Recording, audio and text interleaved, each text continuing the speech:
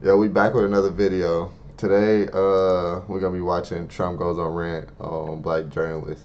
I seen a TikTok. It was a 10-minute TikTok. I watched the whole thing. It was like she just asking. I'm just gonna let y'all have your own opinion. Let's just States the Republican nominee for president, former President Donald Trump.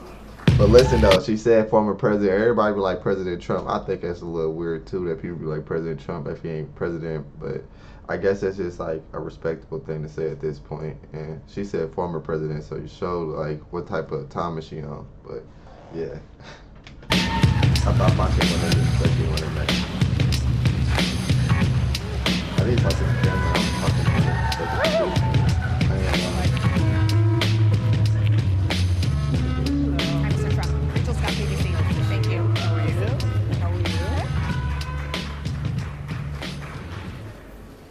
Mr. President, we so appreciate you giving us an hour of your time.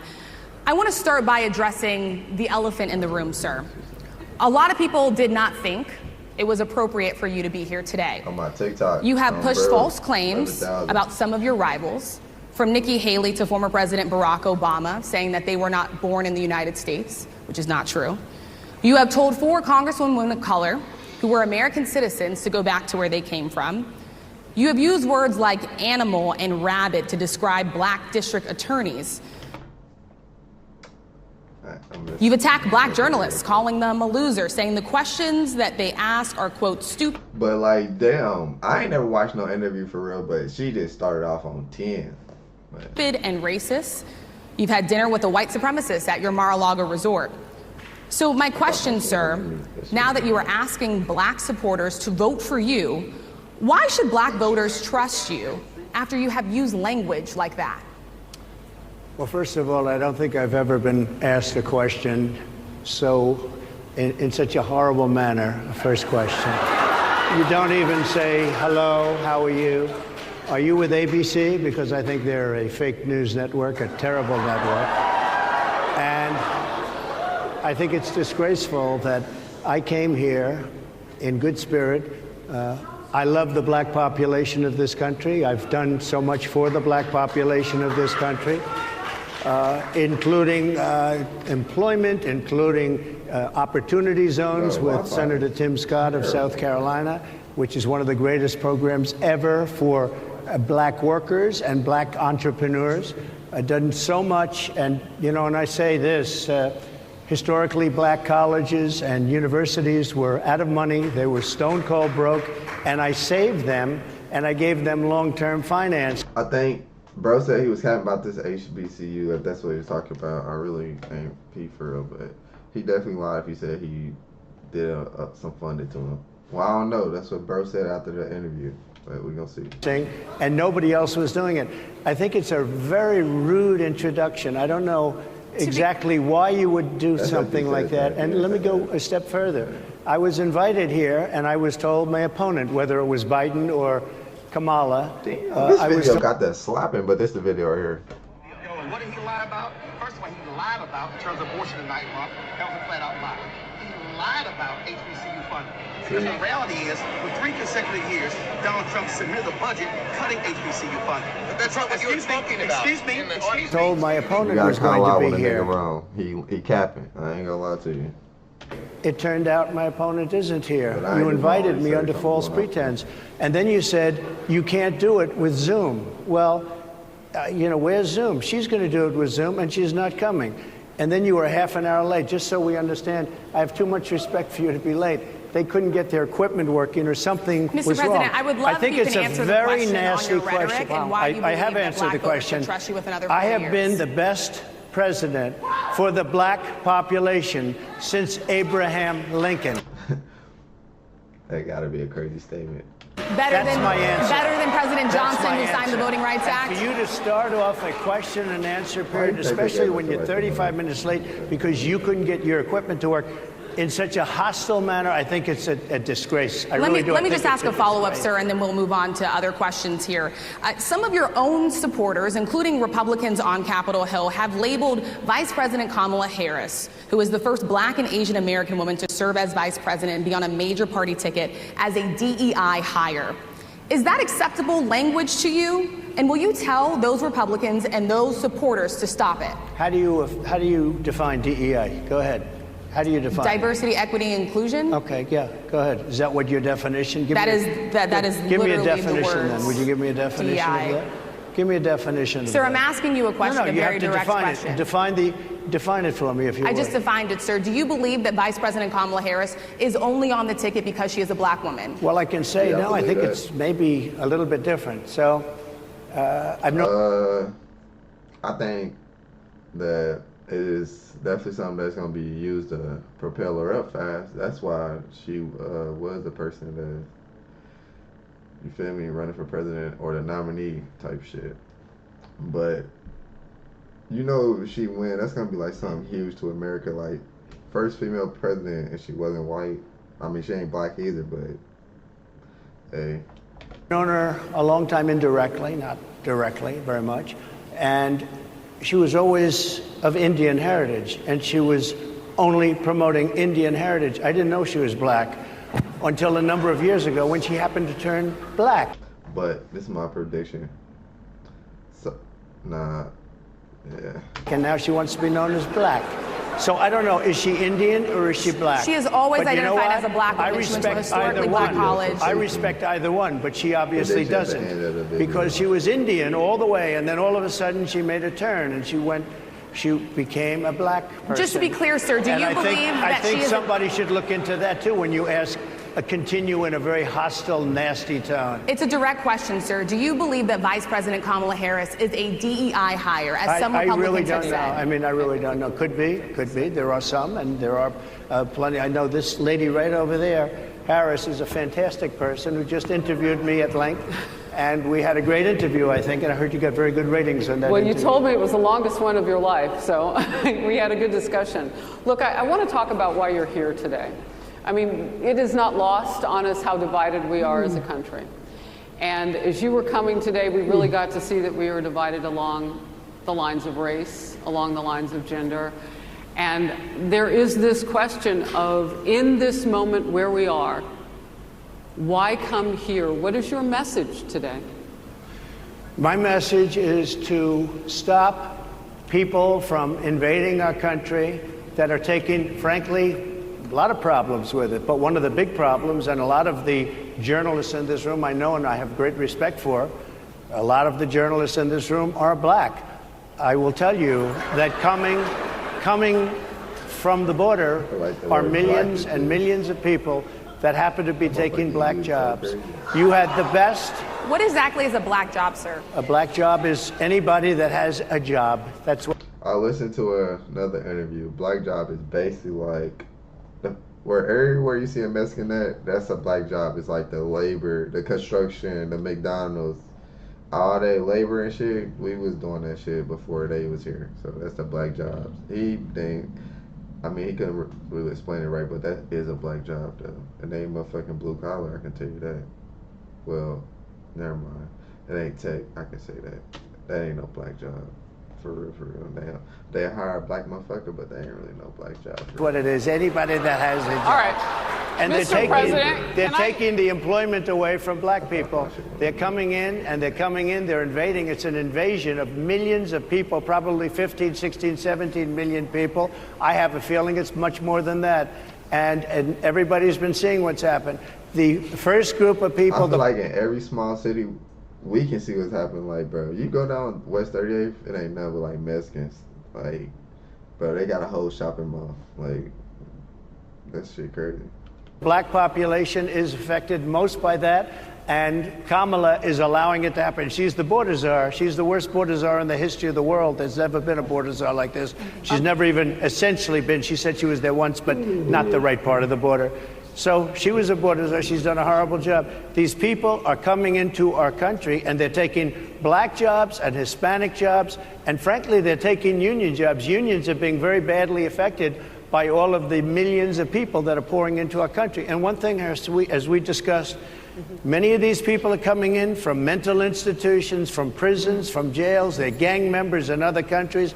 Other countries are setting loose their prisoners. They're opening up their prisons and their mental institutions, and they're taking their They're bad people, drug dealers, gang members, and they're bringing them into the United States. And by the way, their crime rate is going down, and our crime rate is going to be a disaster. Mr. President, I want to get into how you address some of the issues with black communities. And I say that plural because we live in communities of color that are different. We're not all the same. We don't vote the same. We don't think the same. It's not monolithic. So as you come here today, I want to talk about something that bursts, and this is the weight of the inflation on this country right now. The nonprofit Money Management International recently released data from its mid-year analysis that we have found a 52% rise in people who are seeking counseling for being in credit debt. They're paying for food that is sky high on their credit cards, and now they can't pay that off. The credit counseling nonprofit MMI, as I said, is saying now that they've seen surges that they haven't seen since we were in a pandemic of people in financial I think he'll get that PPP back, man. trouble.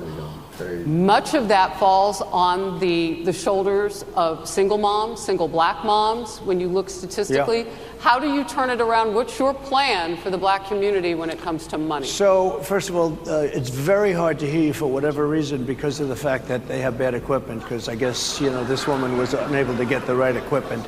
But it's very hard for me to hear you, but I can hear every other word. It's very difficult, actually. But so I don't know if they can fix it or do something with it, but I'll do the best I can with it. The inflation is absolutely destroying our middle class, our working class, virtually every class. Inflation is a disaster in our country. Inflation is a country buster. It breaks every country. And we had, in my opinion, the worst inflation we've had. They say it's 58 years, but I think it's much more than that. It's been devastating.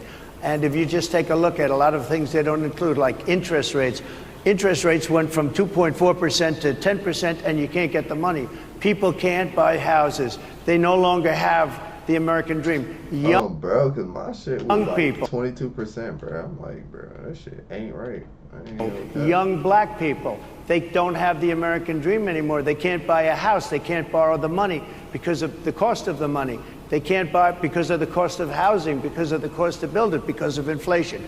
Inflation is a disaster, and it's destroying our country, and it's destroying the black community probably as much or more. So what do you do? Than any. What's your plan? You know what we have to do? We have to bring down the cost of energy, and that's going to bring down the cost of inflation. This was all started with a bad energy policy by Joe Biden. By the way, just if I might, I was running against a man named Biden. You probably saw that.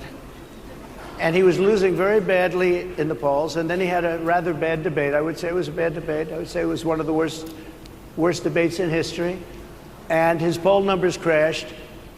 And instead of saying, you know, let's keep going and maybe something happens the other way, they said, oh, we're going to replace him. Let's just replace him. That's like you're in a fight, a prize fighter's in a fight. He's not doing well. You say, let's bring in another fighter.